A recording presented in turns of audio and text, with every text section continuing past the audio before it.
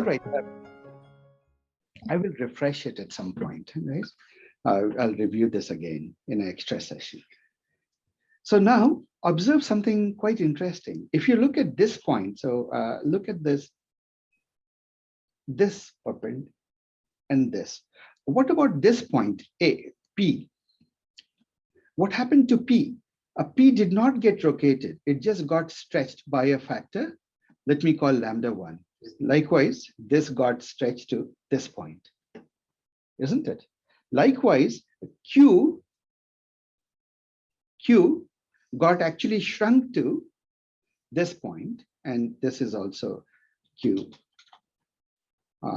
variation, Q prime got shrunk to this. Actually, let me use a P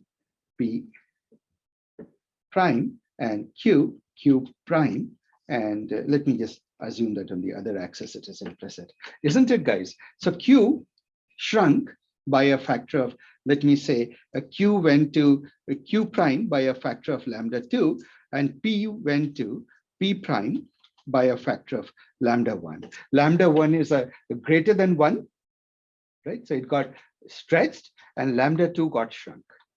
But do you notice that these 2 points, P and Q, are unique and they're mirror symmetric parts? They're unique in the sense that they did not get rotated, right? It's just a very a simple geometric fact. All other points, like look at A, it got rotated also, besides being stretched, right?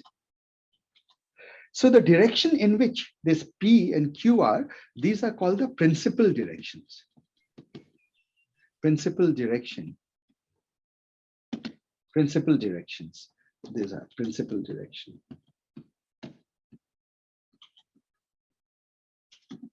And what happens is that you say that if you take this matrix M, and it is just a fact of linear algebra, which I'll state without any kind of a proof, is that if you write it as a vector V, which is made up of this vector, this direction, let me call it V1, and this direction, let me call it V2, vector directions, V1, V2. If you take this matrix, which is made up of these 2 directions, times a diagonal matrix times V transpose. So this is a bit of linear algebra, which you don't need to, if you don't want to remember, doesn't matter, but it's quite magical actually that it happens. That if you look at the V1 vector, V2 vector, put it next to that, you get this matrix, and D is the diagonal, which is just made up of lambda 1, lambda 2, 0, 0. Very magically, every matrix can be decomposed, just like a prime, any number can be decomposed in its prime factors, right? So 21, you say 7 times 3, right? In the same way, a matrix like this can be decomposed into V, made up of so-called eigenvectors. These are called eigenvectors. Eigenvectors, E-I-G-E-N, eigenvectors. And these are called eigenvalues. And it's a beautiful fact of linear algebra that it happens. And so what the matrix M will do, you can figure out by just finding out the eigenvectors and the eigenvalues. You know that it will turn a circle into, it will squish it and prolong it into an ellipse whose principal directions are the eigenvectors given by the eigenvectors, and the amount that it will be stretched in those directions is given by the eigenvalues. Right? Now, what has that to do with anything? Well, it turns out that if you look at the data, remember I said, it turns out that this data is, you can shrink wrap in an ellipsoid. So you can ask what M, right? Transform this, a unit circle to this, unit circle to this, right? There must be an M, and once you figure that out, right, you can find the by through, and that M happens to be, believe it or not, the covariance matrix. If you take the covariance x1, which is the sigma standard deviation, or the sigma squared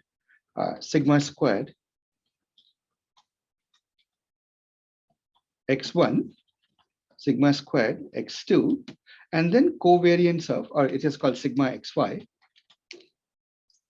sigma x1, x2. Covariance, I'm not going to re-explain. It is basically how much data varies along x1 and x2. So it is this matrix, beautifully.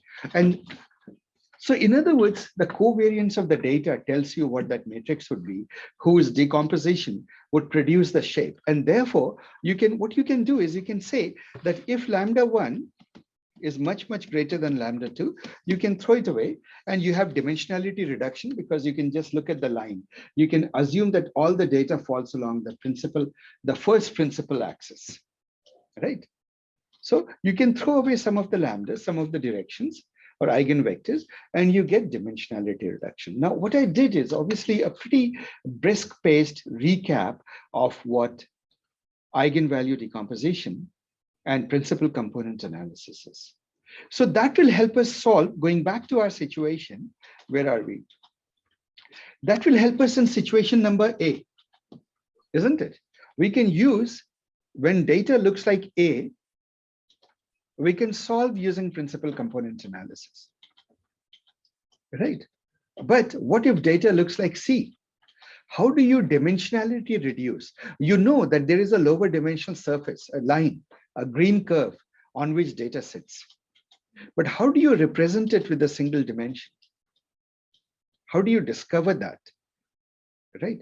You need some nonlinear deformation to get there. And that is where neural networks come in. The moment I reformulate it as a nonlinear deformation, immediately your mind should light up. You should start thinking activation functions, isn't it? So let's do that. Suppose I have data coming. Let's say that you have data x1 to xn. So it is represented by all of these neurons. Suppose I do this. So imagine that I want to represent it in 2 dimensions for the time being, the 2 dimensions, because we can visualize 2 dimensions. So I can do my fully connected network, the usual fully connected network. There's,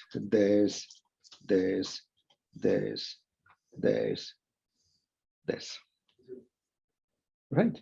Now, suppose all I have is, now you know that these things will have a weights, Wij, Wij, right? This particular layer, for reasons that will become apparent, we call it the hidden layer. You project from the input layer to this particular or latent layer, right? Somehow, suppose you do this. Now, you say that is very easy. I can take a matrix, the X input vector, and multiply it by a W vector, X, and I multiplied by W, that whose shape would be n cross 2, right? If I take a weight matrix n cross 2, then what will it do? It will convert it into a two-dimensional output, right? That is what I'm doing. All of these weights, you would agree. How many weights do I have? I have a weight for n weights, W11, W12, W13, all the way to W1n, and then W21, W22, all to W2n. This is the set of all the weights, isn't it? One set of weights associated with the first neuron, another set of weights associated with the second output neuron, right? So if you multiply this and this representation, the output here, let me just call it Z1, Z2. And so you write it typically in the literature, you write it as a Z1, Z2 vector, right? So what you have taken is you have taken an X vector and passed it through a box of weights, and you have produced a Z vector, right? Now W, and you can even add a bias term. You remember that we tend to add a bias term bias B1, B2. Now, what is this? Is this a linear transform? Is it an affine transform? Or is it a deformation so far? It's just a linear transform, right? Now, the whole question is, how do we relate it to what we have been doing? So this part is, for reasons that will become apparent to you, is called the encoder.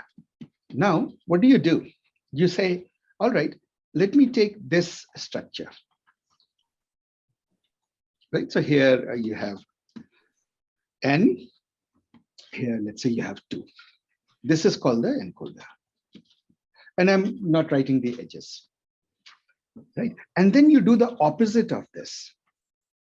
You decode it. You multiply it by a 2 cross N, which is if this is the weight matrix W, right? Then you do W transpose. W transpose will be 2 cross N. So it will again zoom out this to N neurons. So pay attention. You can do that. You can take N multiplied by W to make it down to 2, right? Z, and then Z, what happens is, think about this. If I take X and multiply it by W, what do I get? Z. I'm excluding the bias term. Forget the bias term. Complicates things. So I get Z, and then I take Z and multiply Z by W transpose. Right? What is this? This is, let me call it X prime. X prime is Z times W transpose, right? Which is the same as X times W transpose. X prime is. I reconstruct the values back. Right? You say, well, hey, Asif, I have one doubt. Shouldn't it be W inverse? Then only you can reconstruct it to X, right? No, look at the shape of W. W is, yeah. So what happens is, in these kinds of things, you don't want to inverse it, but just look at the shape of W. If you do W inverse, you get identity. You don't want to do the identity. You deliberately don't want to do the identity transform, because W inverse, if you do, that will be equal to identity. And so X prime will be exactly equal to X, the original X, isn't it? Yeah. But we don't want to do that. We deliberately, you realize that if I multiply it by W transpose, which is 2 cross N, then I'm not taking the inverse. The weights are doing something to it magically. X prime is X times W transpose. Now, W transpose is not an identity. It is making some change to X. And we are saying that the weight should be such that it should somehow be able to reconstruct. The X prime should be of the same size or the same shape as X. All right. Yeah. Now comes the question, what possible use could this be? Right? What would be the purpose? Be the purpose of this whole thing, this whole mischief? What could we be doing? It turns out that it has a lot of applications, beautiful applications. And in fact, what I just did, if you don't activate, you don't do any deformation, you actually have done, which is the principal component analysis actually becomes a special case of this business. How? Suppose we say that X prime, right, should be approximately the same as X for given W. And W shape you decided, it is N cross, let's say 2. Then what have you done? Suppose this could work. W transpose, and this is a 2-dimensional matrix, Z1, Z2, and this is X goes in, X prime comes out. And so what would be your loss function? This is your output. X prime is the output. Your loss, you can say X minus X prime, mean squared error. So, 1 over N over all I values, I. Suppose you do this as a loss. It is called reconstruction loss.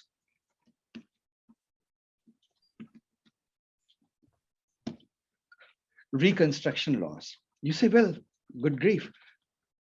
I want to recover. The weight should be adjusted in such a way that WW transpose, which is roughly speaking, like a colloquial way of saying is that weight squared, right, is such. So in other words, loss is equal to 1 over n. So, I mean, I can forget about the 1 over n's and so forth. Why my eraser not working? Okay, hang on. Let me write it out in this. X prime is equal to 1 over n. And if you see me omitting 1 over n's and sigmas, please forgive me. I'm trying to focus on the concept. So suppose xi went in minus what was this? It is xi w transpose square. Isn't it, guys? And I'm basically saying, how do I make sure that this is practically the same? Or another way of saying it is 1 minus w transpose is essentially xi, right? This is our loss. How does w transpose look like an identity, like basically do nothing, right? But if I can discover such a w, what have I done? For all the data, so suppose I have a data set. If I can do this W, I have just found a way to create a low dimensional representation of XW, isn't it? This is essentially my dimensionality reduction.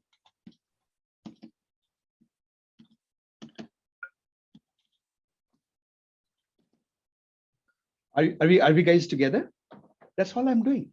Because if I take a n cross 2 matrix, and I can do this, well, I've done it to 2 dimensions. Let's generalize.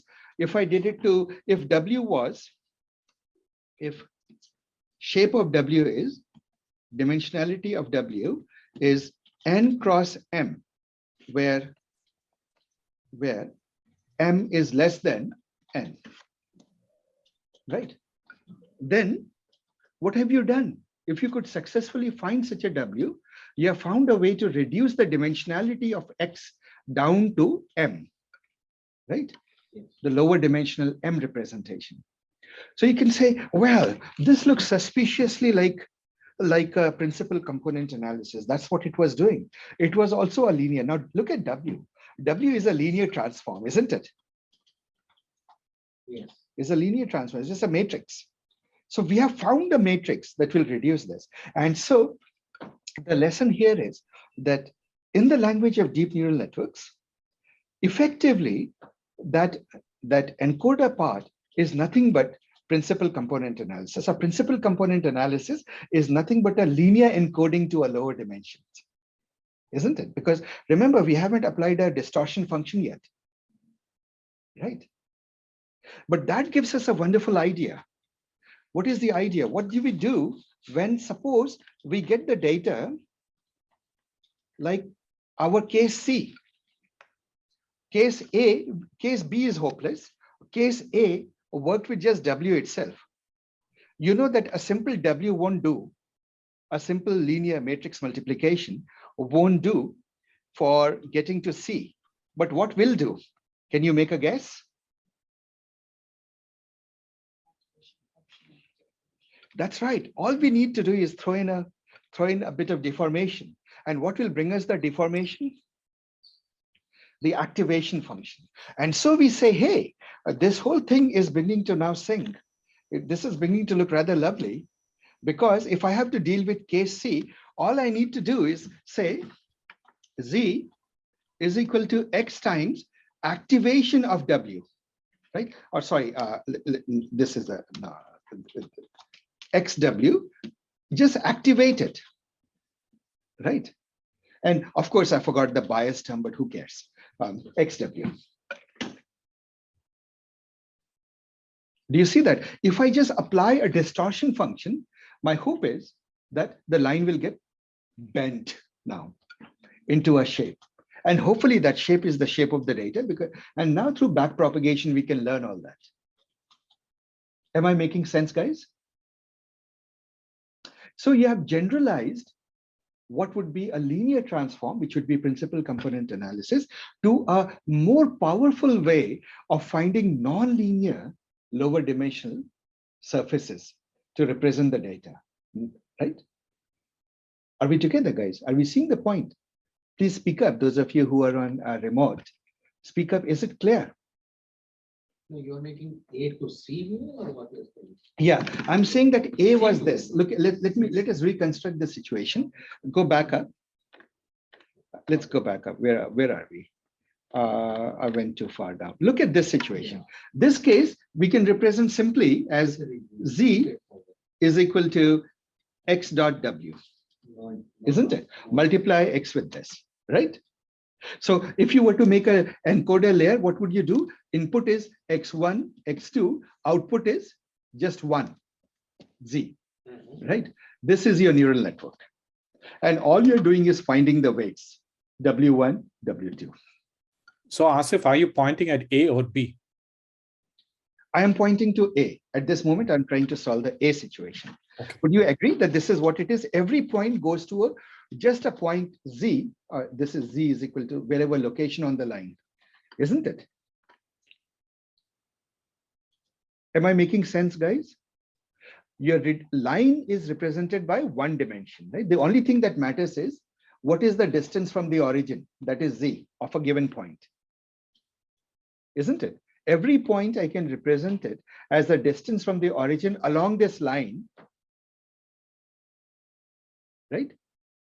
So every two-dimensional point, like every point in the plane which has x1, x2 coordinates, has a Z coordinate, which is the distance from the origin along the line. Are these two statements equivalent, guys? Yes. Yes, that's it. So in this particular case, I can do this, and now you generalize it to a higher dimension. Suppose the data was not in 2 dimensions, but in n dimension, and you wanted to reduce it to m dimensions. You could do with a weight matrix. A linear problem is solved. But what about this problem?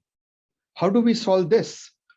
You realize that just doing x dot w won't do. X dot w will produce some straight line, isn't it? You need to bend that line, right? So you need to bring in some levels of distortions there, activation function. And by now you must have realized that maybe just one layer of activation may not be enough. You may have to put more layers in between, right? So now we can generalize this and say, hey, in this encoder part, this is our encoder part. What we can have are multiple layers, right? At each layer, there will be activation, sigma 2, sigma 3, activation to finally get the Z representation. Am I making sense, guys? And once again, the opposite of that, traditionally, you just invert this. You have exactly the same weights. If the weights here are W, then the weights here are W transpose. Even in this, even though you are using activation functions, and you say that X goes in, X prime comes out, and you want X prime to be approximately X, right? And to do that, what is that neural network? What are the weights and biases that I need to have that will recapture this? Now, this is all wonderful, but let's take some practical examples and see what all things you can do. The activation function are matrices. What's that? Activation functions are also matrices.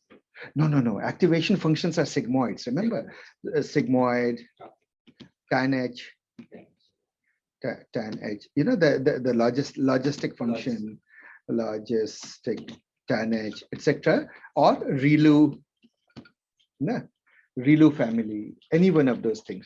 But anything that will bring in a deformation. Right, that's what it will do. So it is not, so that, see, the thing is, most of neural network comes down to two things here. First is you need weights. This will give you an affine transform. What will it do? It will rotate, it will do some rotation and stretching. Right, multiply anything with any vector with a matrix, it will rotate, it will prolong, stretch, right, or shrink or whatever. But that's not enough because it looks like an ellipsoid. You need to bend that ellipse shape. You need to bend it somehow, right? And so for that, you need an activation function. And all of machine learning ultimately boils down, I mean, all of deep neural network, right? The core idea is this: between bending, nonlinear deformation, and the affine transform, you can basically shape it to anything you want. And that's the universal approximator theorem, right? That's pretty much all the game is. So you're saying, all right, suppose my data is along this curve, right? Along a curve. So how do I deform it into a curve, a lower dimensional representation, which is along the curve? Well, all right, you just do this. Now, let's look at some practical examples. This is all very nice, but a lot of theory, but what are the things we can use it for? So here are the things you can use it for. One is, literally, you have data and you come up with a lower representation. Lower dimensional representations are always useful, right? So quite often, if they are ridiculous, like, you know, for example, they are useless features, they will get eliminated on their own, right? And if they are composites of features, like principal component analysis kind of thing, what matters is a combination of factors. Those latent representation will create that. So one example that you do is that this book, by the way, this is chapter 7 of your book. Huh? Please review chapter 7 of the book. Now, this book is rather sparse in autoencoders. It doesn't go too deep, but we will go pretty deep with autoencoders. Right? We'll do some extra sessions over Sundays, etc. Because autoencoders are a very powerful neural architecture. We will do much more than your Inside Deep Learning book does. So suppose you have the handwriting digits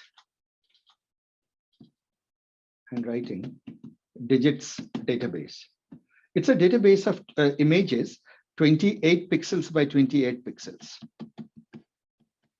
right? Black and white. Black and white image. Was that? No. Chapter 7 of Inside Deep Learning. Inside Deep Learning. Remember, we are not referring to ISLR at all in this course, right? So suppose I have 2. Now 2 can be represented by different people in different ways. Like this, what other ways can we write 2? Like this, you can see that these are all 2s, isn't it? But visually, they look different. They have different styles. So you would want to know, is there a canonical representation, a standard 2, that all of these things essentially sort of map to, more or less? It would be nice to find that, right? And so what you can do is, you take this vector, it is what?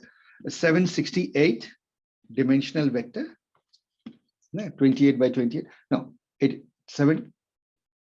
I'm getting it wrong. It can't end in 8. 8 times 8 is 64, 6 carry, and then 784. 784. That's right, 784. So it is 784 dimensional vector. This is a huge, very long vector. And if we could reduce it down to, let's say, 2 dimensions, 2 or 4, or, you know, a small number of dimensions, even 10 dimension, wouldn't that be lovely to get a representation in that? You can do that and put lots of layers in between. And this is an exercise for you. Play around with it. And then you try to reconstruct the same image. Now, what have you done? Suppose you could do it in 2 dimensions. You could look into that picture in 2 dimensions, how the 2 looks, and see, right, what point it maps to. And when you do that, you will notice that all the 2s are together, all the 3s are together, all the, they separate out. They don't quite separate out very well, but they separate out reasonably. And it's quite interesting. These things you should experiment. And we will do a lab on it, and we'll see this in a very critical way. What happens is some things are problematic. 4 is problematic. Can you tell that this is a 9 or a 4? It gets hard to tell, right? This is also 4, right? But things like 7, 1, right? They are easy to tell. 8 is, of course, pretty easy. 2, 3, right? 5. So you can play around with it and create lower dimensional. What is the value of it? Suppose you're doing, I mean, you don't do it using this. Suppose you're transmitting data. Instead of sending a 784 dimensional vector, which will take a lot of space, What if you could send a Z vector, right? What if you could send a Z vector, the latent representation of it, which is just 2-3 dimension? Can you imagine how much saving you have on bandwidth? So you have a much compressed representation. This is a form of data compression. Do you see that? You can achieve that. That is one use of it. There is actually another use of it. Suppose I give you the parts.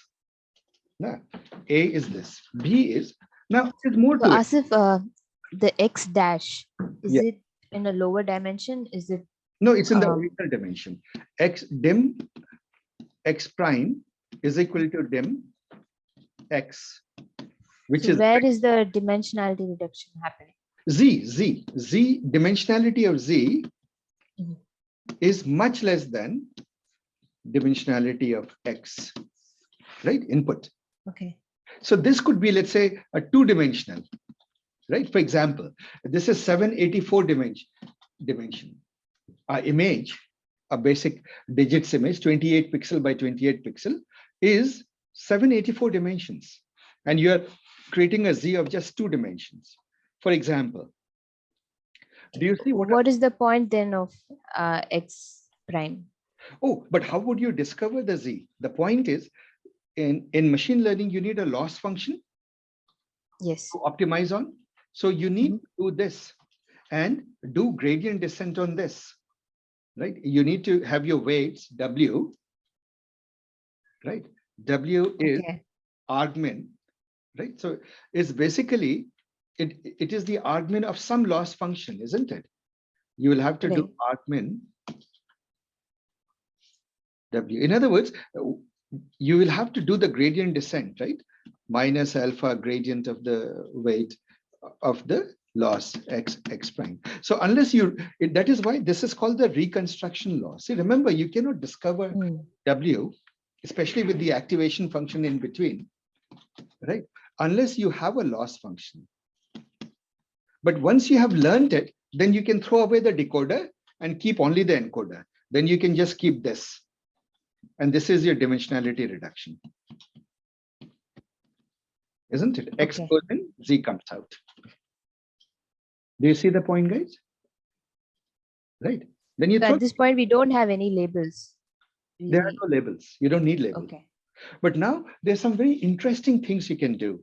So I just said that this is producing a lower dimension, but there is more you can do with it. If you keep both the parts, here is what you can do. Suppose I give you, let's say that I give you person's face, and which was supposed to be like this, right? But what I do is I can train my machine, the network, that if I block this, hide one part of it, can it reconstruct the hidden part from the data that it has learned from? What if it could pass this data into your autoencoder, and what came out was the whole picture? In other words, it has learned to fill in the blanks.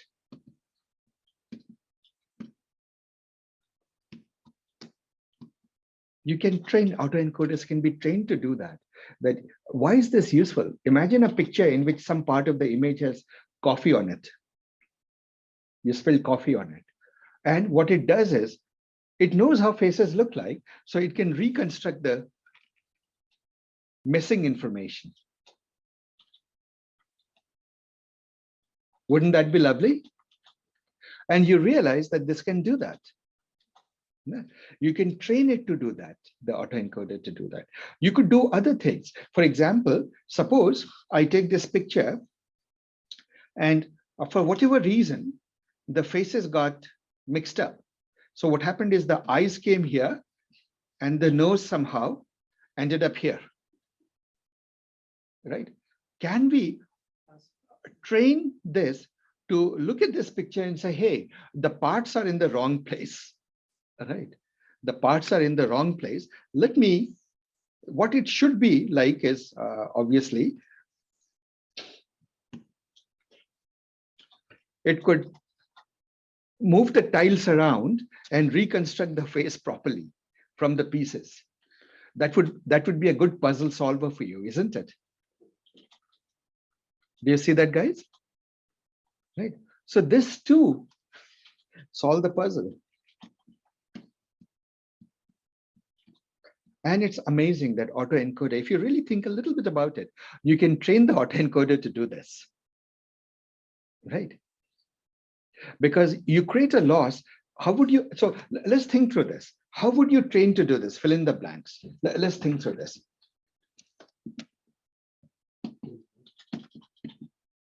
What you would do is you would take the input data and you would create X tilde, mask some parts. You mask some of the parts, and then what you would do is you would pass it through the whole autoencoder to produce X prime. But when you do the loss, you don't do the loss with respect to X prime. You still do the loss with respect to X and the original X and X prime. This is what comes here. Even though X, what you fed to the autoencoder is some parts hidden, but you are forcing it to learn by looking at a loss with respect to the original. So what will it learn to do? It will learn to fill it in the right way. Do you see this, guys? Isn't it beautiful that you can train an autoencoder to do this? You see the value, guys? So you can use it to fill in the blanks. You can also do the same thing. You can take X and you can just, jumble up the parts of X, feed it in, but the reconstruction loss, you still use the original image, right? Original signal to do the reconstruction.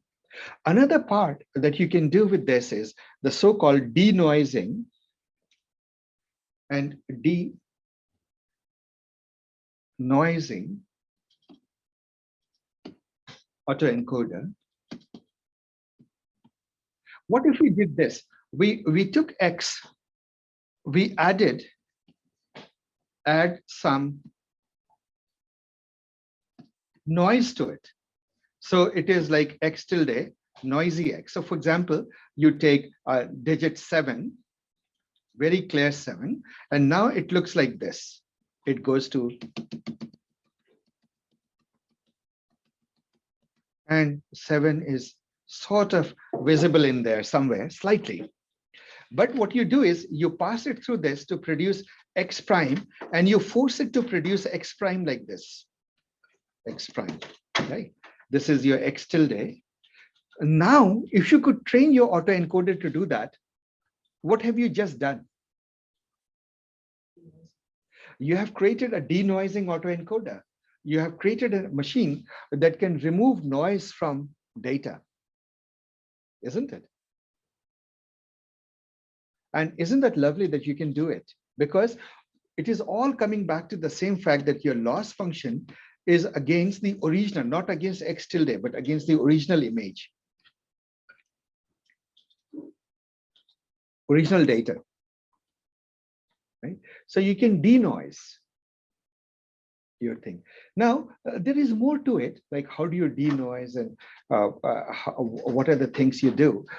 There's a bit of theory to it, and those theory we will build up slowly as time permits. Now, I noticed that it is 8:30. We have been talking for an hour and a half. Let's take a 10-minute break.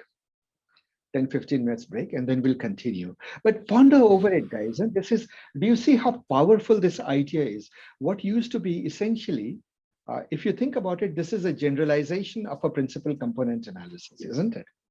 You took multiplying by W, which is a affine transform and dimensionality reduction, just the magic of activation function, remaps it to a deformed surface. And now there's so much magic that comes out of it.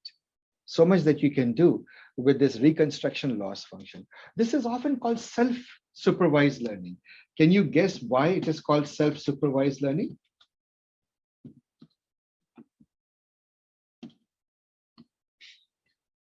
Well, the loss function is there. We are doing gradient descent against the loss function. It looks like supervised learning, except that the input and the output are exactly the same. the label and the input are the same, isn't it? That's why autoencoders are called, building autoencoders is called self-supervised learning. Right? So ponder over it, guys. Before we take a break, remember, it is nothing but affine transformation and sigma. But the main thing is you created a bottleneck, right? And so I'll leave you with a puzzle. What would happen if you did not create a bottleneck? If your hidden layer was the same dimensionality as your input and output, then what would happen? Would that lead to something good? I leave you with that thought, and we'll meet in 10-15 minutes, right? Yeah. Suppose W is n cross 3. Then what will be the dimensionality of W transpose? What will it be? A 3 cross n. 3 cross n. Now think about it. Suppose I have a x vector belonging to Rn. I take x and multiply it by W. What do I get? N cross n into n cross 3, then it's n cross 3. No, if I take n cross, if I take n times n cross 3, what is the dimensionality that I get now? N cross 1, like 1 cross n, right? 1 cross 3 then. Yes. So you will end up with 1 cross 3, basically. Yeah. Right. So you get this, right? Now it will be Z1, Z2, Z3. Now tell me, if I multiply this Z with W transpose, what will I get? 1 cross 3 times 3 cross n. What will I get? 1 cross n. 1 cross n, which is what? The shape, this is your x prime. What is the shape of x prime? The same as x? Yeah. That is the point. So you have ended up creating this shape. In one, you went from n to 3. And here you went from 3 back to n. Okay, sorry, let me rephrase my question. My question was even W inverse does the same, right? No, the point is W inverse is useless. No, because every possible W would be the solution. There is no unique W needed. What we are deliberately trying to find is a set of weights, right, such that W transpose tends to 1, right? With the transpose, if you take W inverse, you realize that every W will work. So there is no learning to do. There is no unique W that you need to find, because every W will solve your problem. Okay, here we would be looking for W transpose where it is basically equal to W inverse, correct? That is right. That is what you're trying to do. You're saying find a W transpose that is effectively an inverse of the W. Right? And that will give you a unique W, isn't it? Unique. Yeah, that will give us an. And the point of learning is to find a unique solution. But if you take the inverse, you will never, because every single W will work. So you can't learn. No. The loss function will be 0. So imagine what will be the loss function. If I take X multiplied by W inverse, what will I get? This will disappear. So X prime will be exactly equal to this. So loss will be 0. If loss is already 0, there's nothing to learn. Right? Yeah. That's the point. So do we add activation functions when we encode and decode as well? That is Both right. times. Activation function. So now this was the simple case of so this was the PCA. Actually, this is almost the same as PCA, almost the same. The difference is there is a rotational element. It turns out that it is PCA up to a rotational factor. But with the moment you apply activation, game becomes very interesting. You take sigma x w, xw, and then you are saying this produces a what? Sigma xw is your z. And x prime is sigma of, what is it? Z w transpose. Yeah, to Okay. reconstruct that. So we add the activation at the end of the No, both sides. No? The activation is both. So this is a simple case of a single layer with no other hidden layers. But in reality, what do you do, Kyle? See, think about what you do is at each layer, this is the input, right? At each hidden layer, let's say H1, H2 layer. So layer all the way to the latent layer. There'll be sigma all over the place. No? Everywhere you'll be activating it, right? Because each neuron is W dot input, right? XW plus B activated, right? Okay. Each neuron is doing the activation. That is basic neural network. Yeah? Every neuron does its activation. Okay. Are you getting that? Yeah. But if you look at the end result, so let's say that I have one layer, then another layer, and finally this hidden layer, right? This will do its activation, this will do its activation, and finally the end result is you'll produce Z. Okay. Right? So in the end, we want the representation in Z to be as distinct as possible for different labels. Right, that is right. Okay. And one of the things that you learn is, and anyway, let's have a break. I also need to drink some water. After that, I'll show you how it works. Let's start. So we'll do it all over again, guys, and I'll do it more slowly. Huh? See, if you take a matrix W, which is n cross, pick a number, let's say 2, say, right? Then what happens is you take a vector and, or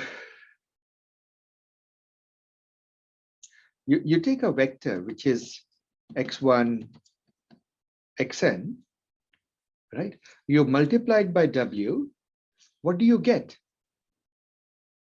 You get a Z which belongs to, so let's say x belongs to n dimensional space. You multiply it by a matrix like this. So guys, here's the thing. Let me make it very real. Suppose you have a matrix x1, x2, x3. I multiplied by, right? This is your vector. Let me just write this vector in a, suppose you have this vector, huh? And I multiplied by x1 times, actually take this transpose. I keep forgetting the transpose here. So you take this, so it becomes like this. Hang on, let me put it. I shouldn't write it like this because this is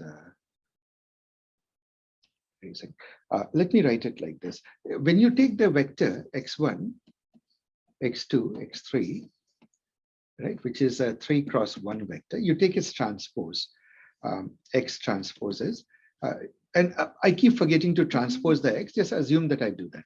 x1, x2, x3. This is your vector. Now multiplied by some number, something like W 3, 4, 5. Right? What do you get?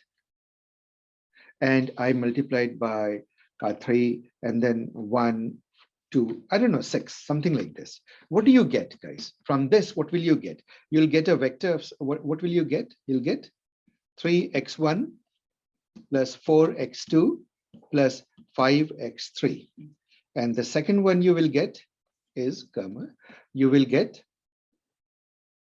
x1 plus 2x2 plus 3 or plus 6x3, isn't it? This is how many dimensions? This is Z1, Z2. This is basically 1 cross 2. Yeah, this is basically a vector of 2 dimensions, isn't it? Because I can represent it as a point in 2-dimensional space, Z1, Z2.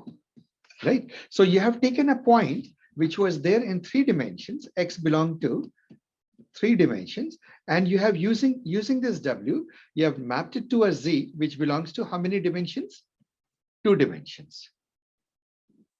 Do you see, Yes. guys? Right? Now this is it. So this is the point of a linear transform into a dimensionality reduction. If you can find such a z, so now the thing is, how do I find a good w so that information is preserved? What you can do is you can say, well, you know what? I will take z and which belongs to R2 and multiply it by W transpose. What will I get? I will get a X prime. Now let's see what will the transpose do. So suppose I have Z1, Z2 here. Again, it's actually the transpose of Z, but I'll write it as Z. And I multiplied by transpose of this vector. What is the transpose of this, guys?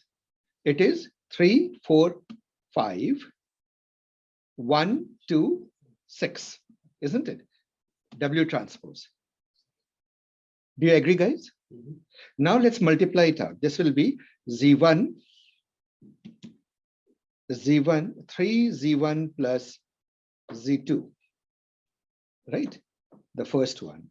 Then it will be 4 Z1 plus 2 Z2. Then the third one will be 5 Z1 plus 6 Z2. What is the dimensionality of this vector, guys? X prime belongs to? It's a 3-dimensional vector. It has 3 components. Isn't it, guys? Do you see that? If I multiply Yes. this with this, I get a 3-dimensional vector. So what has Yes. happened?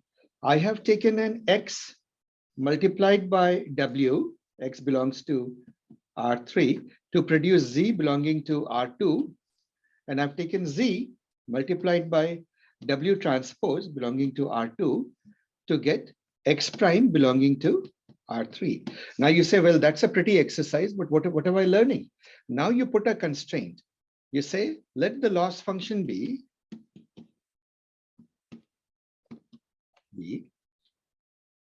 X minus X prime. X should basically be X prime, the same. I want to get back my X. If I want to get back my X, the difference between X and X prime, so 1 over N and sigma and I. So those things are assumed, but basically X and X prime must look alike. If I put this as my loss function and I minimize this loss, what am I doing? Let's think through what am I doing? I am basically saying that 1 over N I xi minus xi times W transpose square, right? I'm trying to minimize this loss, isn't it? So what will it do? It will force me to find a unique W. This will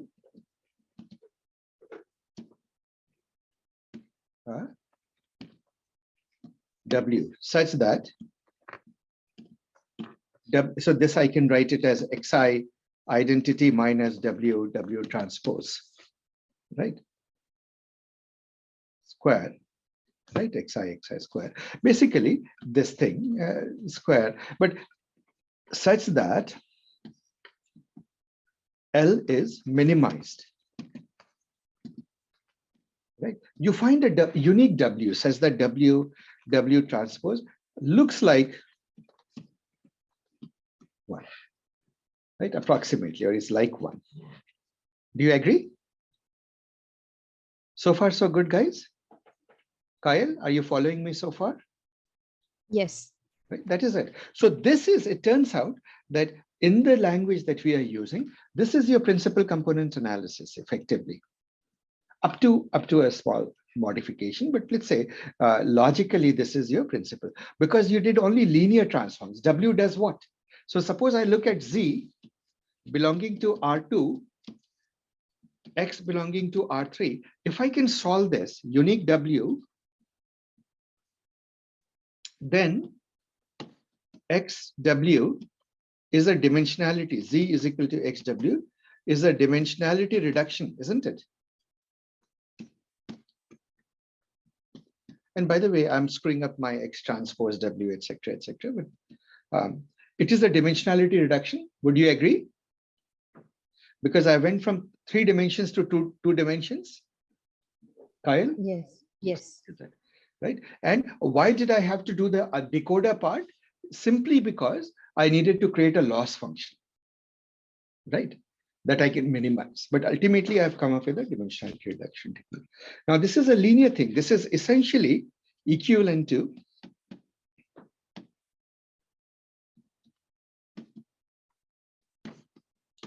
PCA, principal component analysis. So another way that we can say is, so we can say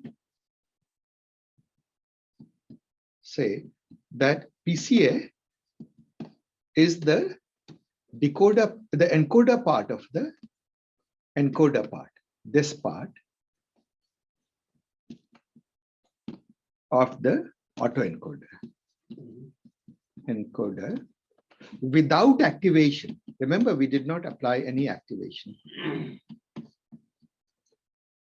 Or another way to say that the activation is the identity function. It doesn't do anything, right? Would you agree, all of you? Guys, Right. stop me. If this is not clear, stop me. I want to go slowly and I'll keep repeating till we all get it. Huh? So far, so good, right? Now, Usually in PCA, we take the entire covariance matrix and then we choose the first few of the eigenvectors, right? The That first 3 eigenvectors yeah, that explain. which is what How I does that you. relate to? How does it relate to W? So the idea is that ultimately, once you find the eigenvectors, and the X can be represented as phi1 eigenvector 1 plus phi2 eigenvector 2 V2, right? So this phi matrix, right?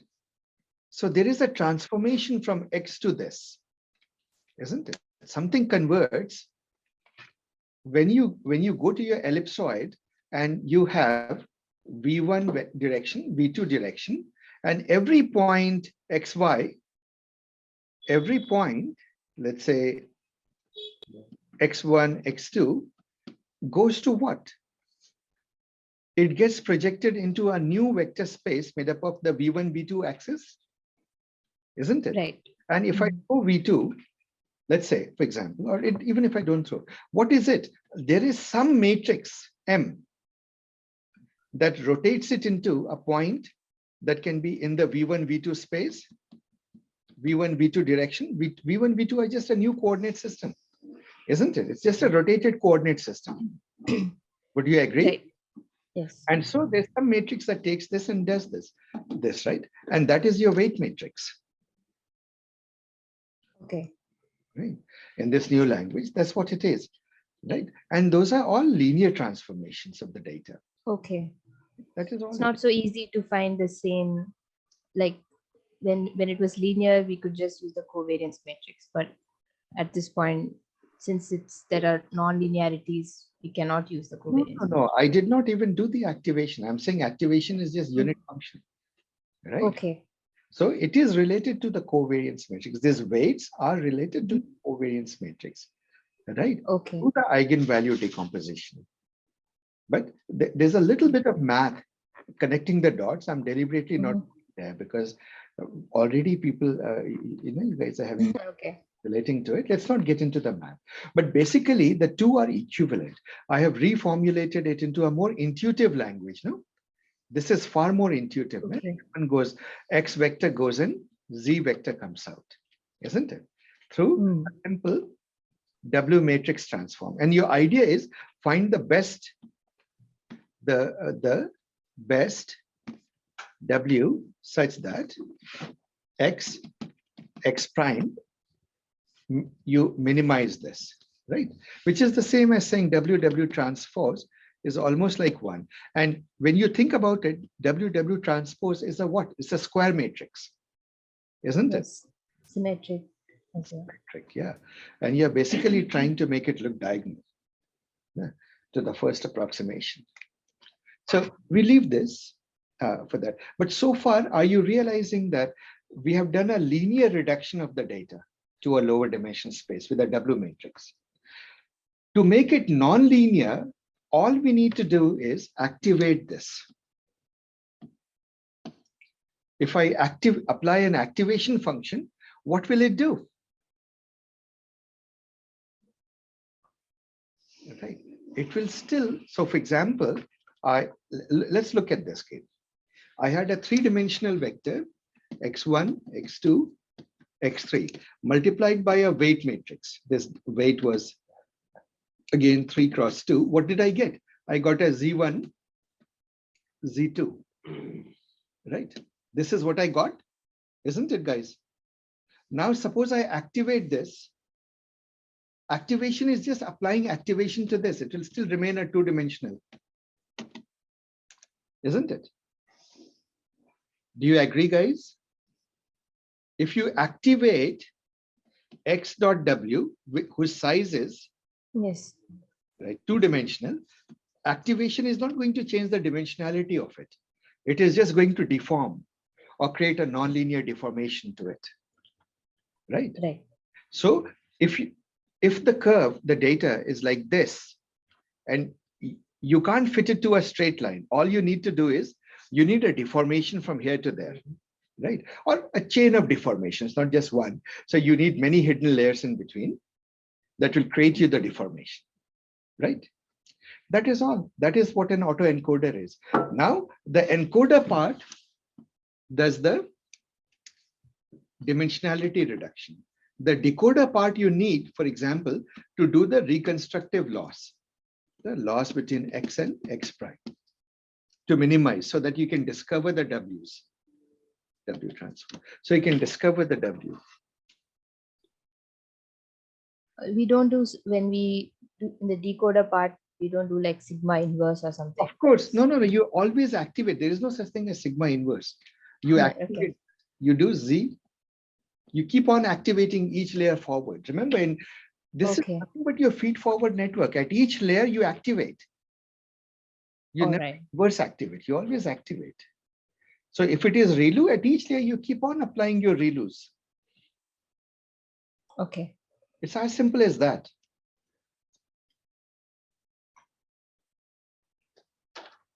Amrit, is it clear to you? Yeah, I'm following them. Nice. Wait, one question I had actually is if you scroll a bit up, Mhm. uh, Tell me when to stop. right there. Could you once again go over this W times W transpose when you're minimizing the loss function? Yes. How did you, like, if you look at the loss function from right above where you just, Yeah. Look at this. how did you get to that? The loss function. This is your standard MSC loss. Mhm. Right? By the way, one more thing I glossed over just for simplicity. Typically, you regularize it a little bit, and I'll talk to you about it in a moment. There's no regularization term. Whenever I talk of MSC loss, I forget the regularization term, but of course, you know the regularization. But okay, so from here, how did I come here? Yeah. Okay, so it is quite straightforward. Let's look at this. What is from Z is equal to X dot W. Mhm. Easy, right? And X prime is, what is it? Z dot W transpose. You agree? Yeah. And so if you plug in your Z here, X prime is X W transpose. So isn't W times W transpose going to be 1? No. Why is that? So suppose, let's take a matrix. Let me take some W. 2, 1, 4, 6. Let's try. Okay, Yeah, okay. it's not It's the inverse. it's not an identity, right. Why Okay. would it be equal to? So let's actually make sure that it's not. 2 times 2 is 4, 5. Isn't it? 2 times 4 is 8. Right? 8 plus 6 is 14. Right? Do you see that it's not working out to 1? Yeah. Plus 6 is 14. And 4 times 4 is 16 times 36, right? 46, 52. This is not equal to 1. Not equal to 1, right? Not equal to identity. So WW transpose is never equal to 1. WW inverse would be equal to 1 by definition. Yeah. Definition of inverse, isn't it? And so if your loss function is the MSE loss x prime, x prime, x minus x prime squared, right? Then you realize that you're doing x minus x WW transpose squared, isn't it? Up to all of this half, 1 over n and all of that, and the summation. Now, does this thing make sense? Yeah. Good. So guys, there's something here. What I did was very basic matrix multiplication, but it also is true that most of us have forgotten our matrices, right? So while the Matrix movie was fun, doing matrices, reviewing matrices is even more fun, because much of neural networks is nothing but linear algebra, matrix multiplication followed by activation. That's all it is, right? And a loss function that you minimize to. I mean, well, I'm caricaturing it, I'm oversimplifying it, right? But you realize that you take the input, you multiply it by some matrix, and you activate it, you get the output of a layer.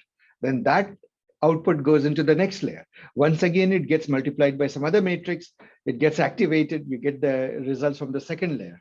And it keeps going forward. That's your neural networks, at least the feed forward networks. Does it make sense, guys? Yeah. So anybody else? Manish, are you following so far? Manish, Jin? I'm following it. Yeah. Yeah. Jin Lee?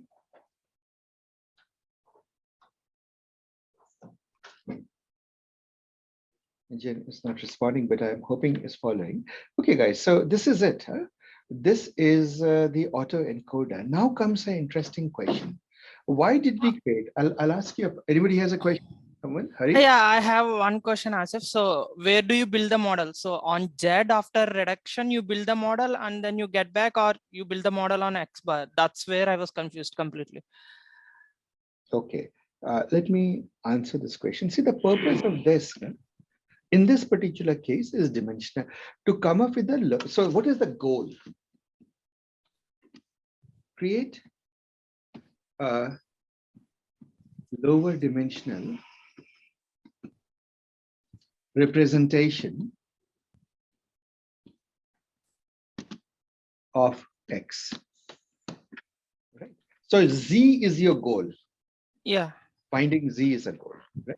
So good Z for all X. So you're going from X to Z. This is your goal, and this is your FX. Yeah. This is your goal. And the way you achieve the goal is you do the opposite also. This is your Z hidden in there. It is called the latent representation. Latent representation. Yeah. Right.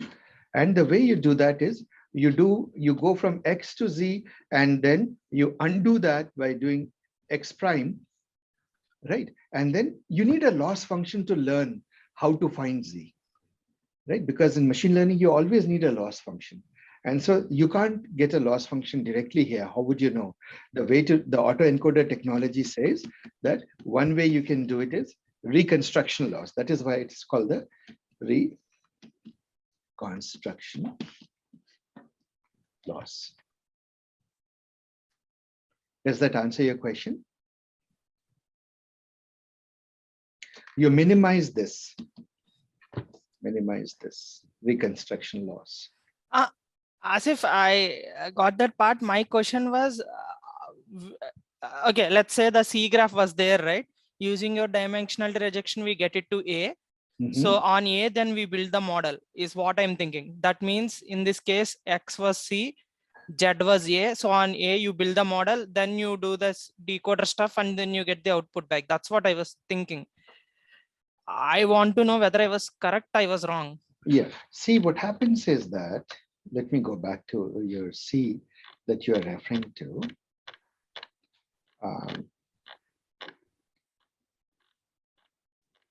Where am I? Yes, let's look at this. See, what happens is using an activation function, etc. C gets changed into a problem like A, right? Yeah.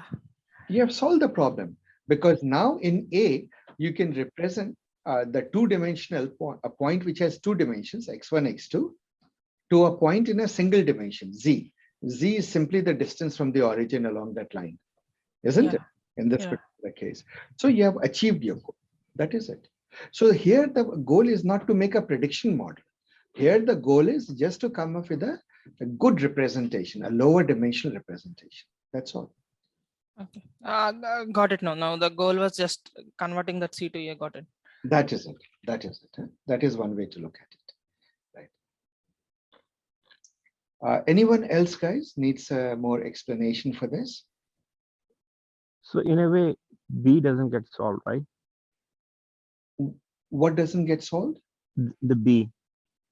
Yeah, Picture B. not be solved. I was giving you, that's a very good question you asked in that question.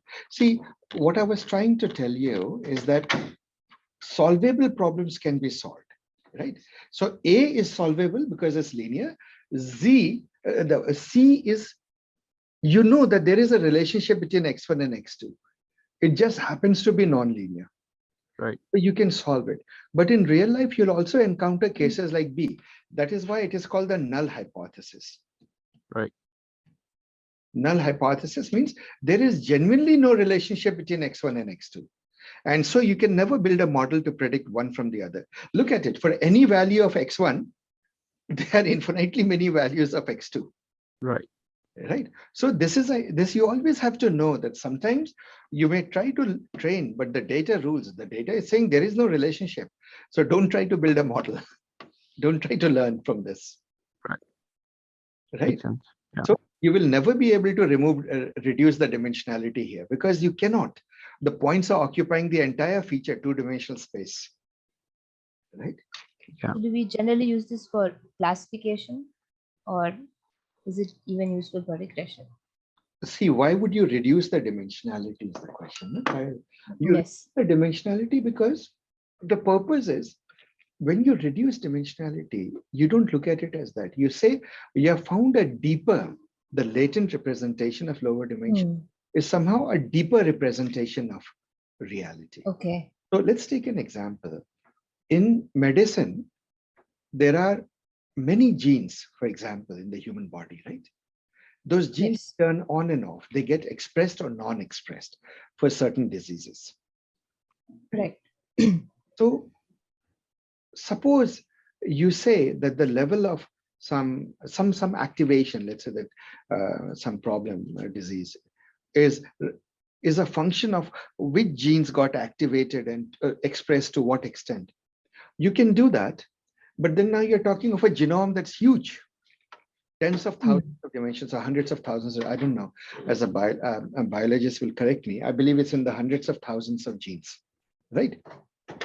Right. Now, suppose you could do dimensionality reduction, and for that disease, you could tell that actually, if you look at this cohort of all these genes, what matters is a combination of this gene and that gene expressing, right? What have you done? Some combination, what you come up with, a combination of some genes is one factor, some other combination of genes is another factor, right? And there are things that simply don't matter, but one particular combination is one real factor, another particular combination is another real factor. So what has happened is you have actually discovered an underlying reality that these genes come together to sing their own song, and these genes come together to sing their own song. And the whole problem, the disease is these two things expressed. And you just need to know how much of this is happening and how much of this is happening, right? So now you have a deeper reality. And this happens all the time. What people do in medical is they come up with some interpretation of what this combination means, what this lower dimensional means, Z1, Z2, what do they mean? Right? Okay. Finding the principal components is the main idea. Component, or it's non-linear encoders just wants a non-linear ways of deformed principal components in some sense. Okay. But those Yeah. things, the domain experts, the medical people, they will find some meaning to it, and it will become a part of their knowledge base. Right. And they will start talking in terms of Z1, Z2. It will mean something. They'll give it some real domain specific names. Right? That's what happens. Asif, just a theoretical question. Mhm. In a just the example that you gave about in the medical field, trying to determine if there are certain genes that are causing it. Now, how do you determine what are all the factors that may be contributing to a certain disease? It's possible that, yeah, somebody may have come up with just a few genes that are being considered analysis, but how do you determine the other external factors, some like the pool of factors that may be responsible for determining the output? This is a very good question. So this brings us to the question of, let us call it a classification problem. What you want to do, so suppose you have, let's say 100,000 genes. Let us say that there are some, so suppose you are God, you're in God mode. You happen to know that there are 4 factors that are responsible. Each factor is a conspiracy of some specific genes, right? And obviously in each of the factors, some genes may be contributing to all the 4 factors.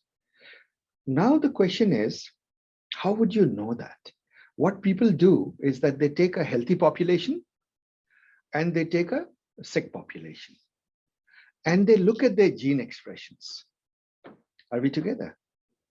And then they do a 2-step process. They say,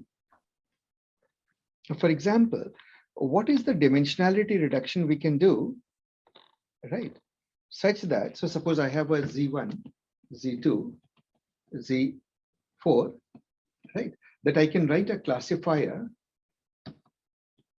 with this and still be able to classify between healthy and sick people, right?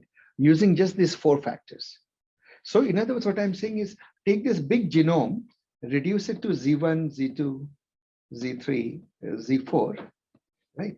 And this is, by the way, this I'm writing it as a triangle, but this triangle is almost like this, huge reduction, because you're going from 100,000 dimensions or 10,000 dimensions down to just some few dimensions. Now, and then you're writing a classifier that is able to successfully classify. What happens in reality, to your question, Manish, is that many genes don't matter at all to that disease, right? Yeah. Only some genes matter, but even the, so here's the thing. Sometimes, if you're lucky, only one gene is responsible for a disease, right?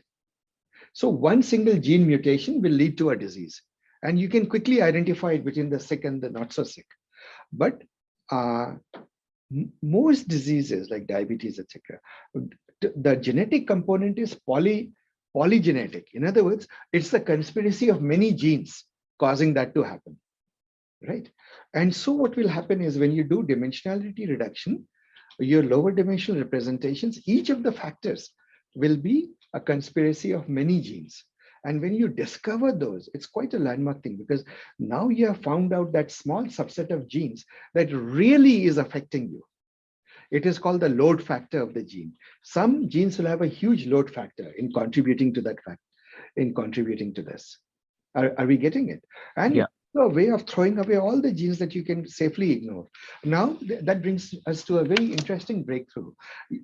If you are in this gene thing, you probably know about the Human Genome Project, right? That mapped the human into the genes. Now, the big thing that has come out of MIT recently is the same project, is that using all sorts of differential tests. And if you read that, you'll see a lot of data science sitting there. They have figured out the function of every single gene. Now they know what every single gene does in the human body, right? Isn't that amazing? And that is going to lead to a whole new genre of medicines going forward, right? Genetic medicines. And see, all of these things autoencoded. Okay, I'll give you a thing. Kyle, could you stop the recording, please?